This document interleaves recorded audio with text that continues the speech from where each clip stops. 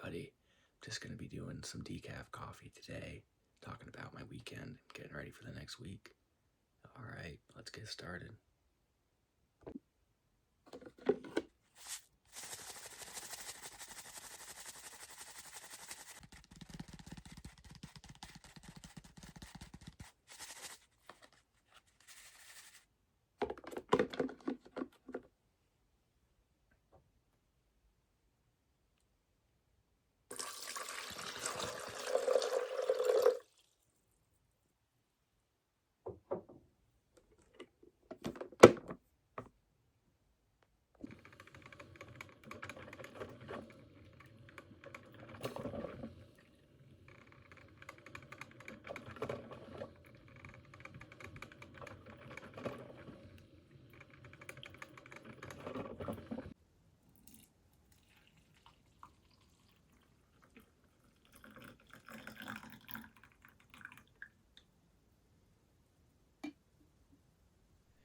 Hey everybody.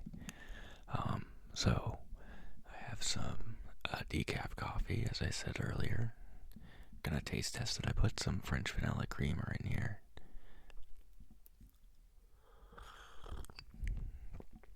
That's perfect. Today I'm gonna stay up a little later and watch the World Baseball Classic, America versus Puerto Rico, I think. I was watching the Canadian game, but I went to bed before it ended. Japan is out. Venezuela beat them in the quarterfinal.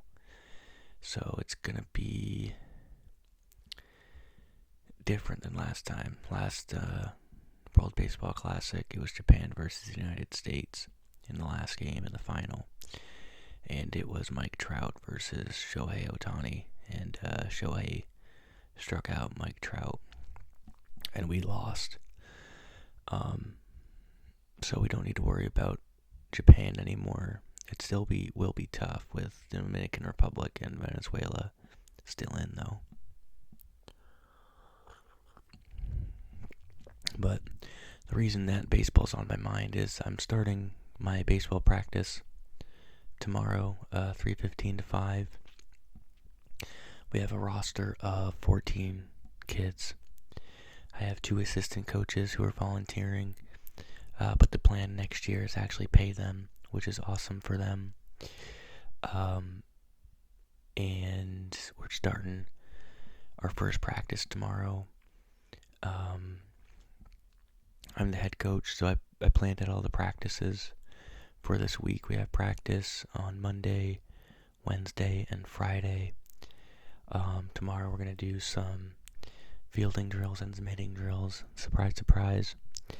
But on Amazon I bought some paddles for having the kids practice keeping the ball safe, and some skinny bats and some small balls for hand-eye coordination, and some birdies, because we're going to be inside until it's nice out and the mud's gone, and they can actually take some big hacks with the birdies, because the birdie's not going to damage anything.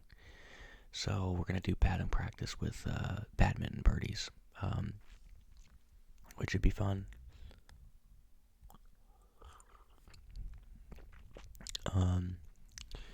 But yeah, I'm excited. I have a whole speech prepared about how baseball is a sport of failure. You know, every 10 at-bats, you're going to go back to the bench 7 times, which is very normal. So, I'm excited. I got some young kids. I have 7 6th graders on the team. Only 3 8th graders, so it's going to be a young team, but the future looks bright. And we have some 6th graders just didn't make the team this year. But they were good too, so I'm excited for the future with this baseball team. But the weekend has been good. Yesterday I finally watched Tom Hanks' movie Castaway. I've never seen it before, but I just clicked on it, watched it on Netflix. Very, very good movie. The volleyball Wilson, I didn't know whether to laugh or cry, if that makes sense. Like, you can feel that he really loves Wilson, but it's a volleyball, so I was like, when he was screaming Wilson, when he kicks the volleyball out of the cave, it was kind of funny, but also like, dang, like he's been here for 4 years on this island. If you haven't seen the movie, and that's his only friend. It's insane, the premise of that movie. I don't want to give too many spoilers away, but what a great movie. Also, I watched Nuremberg on Friday, another stellar movie. If you haven't seen it, you should totally check it out. It's on Netflix. It's got Russell Crowe. He's the only actor I know in the movie, but it is about the Nuremberg trials in Germany after World War II. Great movie. I read some critical, comments on it, but I thought it was good, so I don't know. I thought it did what it was supposed to do. And it's a real thing. There's a psychiatrist who tries to write a book about it, and then about his studying of these Nazis, and then after he tries to get this book, published in America, and his book's premise is it could happen anywhere, and Americans are like, no, it only could happen to Germany. It only happened in Germany to the Germans, and he's going around like, no, it could happen anywhere, and he never gets his book published, and he ends up committing suicide, which I thought was rather sad. Oh, and another movie I watched this weekend. I've been on a movie binge. I watched the Chicago 7, about that Vietnam protest in '69, I think, in Chicago, that turned into a riot. Great movie. Great movie. I'm trying to remember the Arnie or Abby, one of the Chicago 7, one of the hippie guys. He ended up committing suicide at the end too, which kind of shocked me as well. They said in the end, like, what happened to the 7 people, and one of them ended up committing suicide, which I thought was rather sad. But if you're looking for movies to watch, those, and you haven't seen those are fantastic movies that I would go check out. I'm still waiting for Avatar, Fire and Ash to come out on Netflix. Still haven't seen that yet. And Sinners I want to see with Michael B. Jordan. I'm trying to think other movies. If you haven't seen Knives Out, I think it's called Dead Man Walking, you should check that out. Any of the Knives Out mysteries are good. I watched those with my family when I go visit them. We saw Glass Onion the last time I was there, which was a couple weekends ago. But yeah, if you have any movie recommendations for me, please let me know, because I'm always looking for movies to watch. Next movie I want to watch, though, is Scorpio, I think. It's about like a FBI agent who tags along with, I guess, another FBI agent, and this FBI agent's rather shady, so I do want to watch that. But like I said, if you do have any movie recommendations, let me know. I'm in the movie mood, so please let me know. Other content, I guess, that I have been digesting is The Stand by Stephen King.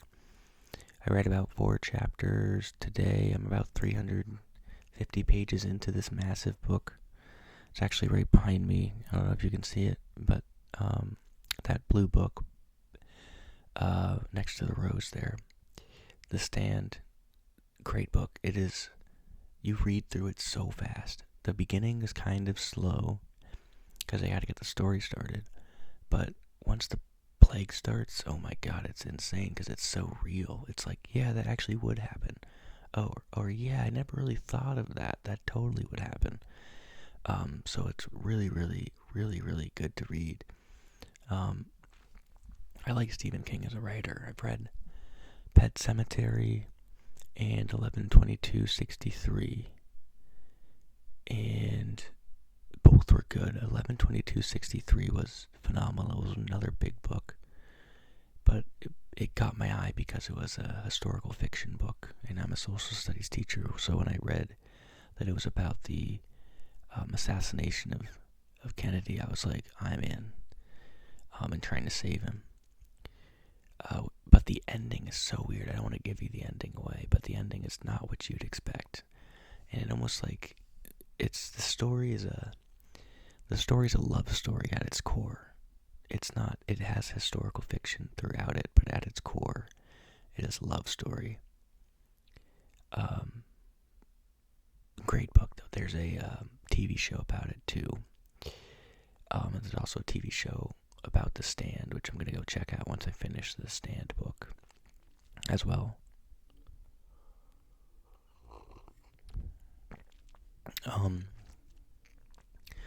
But yeah, tomorrow, first day back from the weekend. This weekend was rather relaxing. Normally I'm like, it's because I've been doing stuff the last few weekends and I just didn't do anything this weekend. So it was actually pretty relaxing. I only planned for the next 2 days, so I got my Monday plan and my Tuesday plan done. And I gotta get to the textbook at the school to really know where we're going with this economic stuff. Tomorrow we're gonna do budgeting, so they're gonna learn about fixed and variable costs. And then they're going to separate many expenses into those two categories and then fix a budget themselves, which I just used ChatGPT to make a unsustainable budget, and they're going to just fix it. And then if we have time, I'm going to find a Kahoot that they can just use to work on fixed and variable costs and call that my class. Should be pretty chill. And then on Tuesday, they're going to decide if they want to buy a used car or a new car and have to basically argue why they want to buy it. So that should be fun. And then after that, I really don't know what I'm doing this week. I think the rest of the book goes in like interest and credit. So it's going to be some vocab work. And I'm sure I'll be able to think of something. It's not too difficult to come up with stuff for this type of economic stuff. They just finished a massive unit on supply and demand, and they did well. This is not 7th grade material. A lot of it was pulled from like high school websites, but we did so much review on it, and I really was just like trying to get them to understand it, that the test did really, really well. I did have a few people fail, but the majority of people passed, like the vast majority, so I'm more than happy with that. And they know they can make up their tests if they really, really need to. And on Friday, they had a chance to do that anyway, so a lot of the people who did fail ended up passing the very next day. I still have, I think, one person who still hasn't passed. But at this point, I'm like, I don't know, you could, what I did was, the first test, they weren't allowed to use notes, because I wanted to see how well I taught the unit, and I was pleasantly surprised that a lot of kids did really well.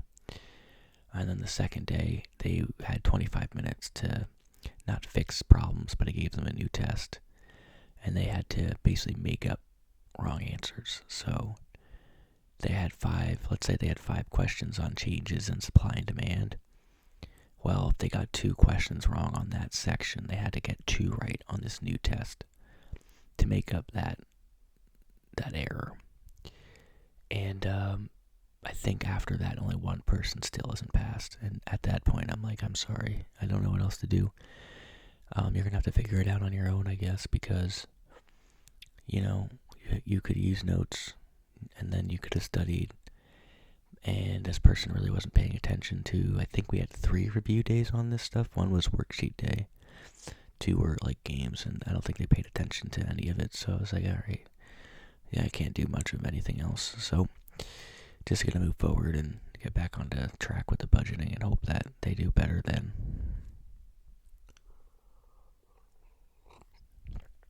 But I have 3 weeks left with the 7th grade. Then I go back to 8th grade, and I'm getting back into my history groove now, because in 8th grade I teach American history. So I'm going to start watching some documentaries on the early republic, especially George Washington's presidency, John Adams' presidency, and Thomas Jefferson's presidency. just to get a nice refresh and pick up maybe some new knowledge that might be useful for when I'm teaching it. Well, changing some stuff with the 8th grade. I'm going to do the CNN 10 to begin each class. I found that it really, really helps with setting the class up, because it's like every morning or every time they come into class, they know what they're doing. They sit down. I put on the CNN 10 video, which is like 10 minutes of news, and they write, three stories that are covered, 2 things that they learned, and 1 question that they have. And it's just an easy way to get the class started. It's quiet, it's like a perfect time for a kid who might need to go to the bathroom. They can go to the bathroom if they need to, and it's not like they're missing anything super, super crucial. So I'm going to do that with the 8th grade too, and it should go well. But yeah, 8th grade, we ran back into American history. I like American history, but to be honest, I'm more of an ancient history, ancient history type of guy, because it's just more fascinating to me. American history is cool because of the people. Some of the stories are cool, but it's people driven. You have these people who are idols: George Washington, John Adams, Thomas Jefferson. And 1700s is a lot different than it was today. It's not like ancient history, which is, to me, super fascinating. I just got into dinosaurs again, because I was like, that is actually insane that they had animals, it was millions of years ago that were roaming around the world. And then you put it into perspective, that's millions of years ago. We're sitting on a rock that is millions of years old, that has many different types of animals, live for millions of years, and then go extinct. And we've been around as Homo sapiens, like 200,000 years? That's nothing. So it's just crazy to me that those things were around. I also want to learn more about how humans survived the Ice Age. I think it was like 10,000 years ago, if I'm not mistaken.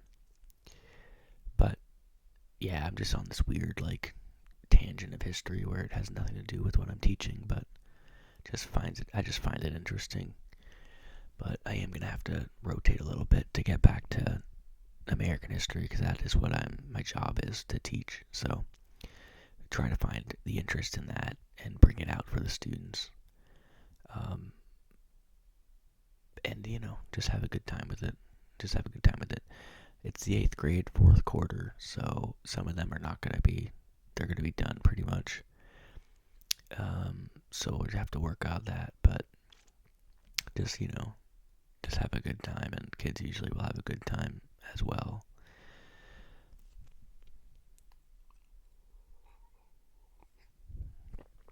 But I don't know if I talked about my ice fishing trip, but last weekend I did go ice fishing and didn't catch anything. We went to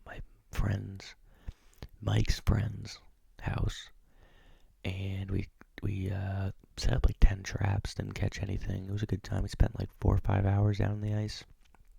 It was a good time.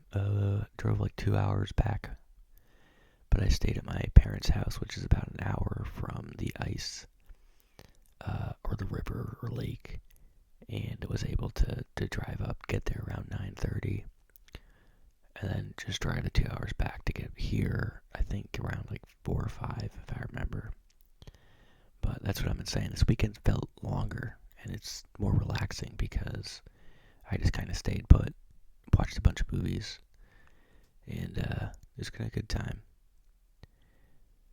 But yeah, I think that's probably where I'm going to leave it off. I really don't know what else to talk about. I'm going to get some more reading in, and probably watch some YouTube or something about WWE. But I'm learning a new song on guitar, trying to learn the Whispers in the Dark solo.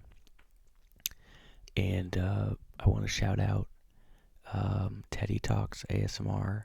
for giving me this idea for the Yeti, because I've had some comments that are about, I can't hear, or, I have to turn the volume way up. So just, getting me to buy a Blue Yeti is probably the best thing. So I want to shout him out. Teddy Talks ASMR. Go check him out. But yeah, I think that's going to be it. I'll see you guys on the next one. Bye bye.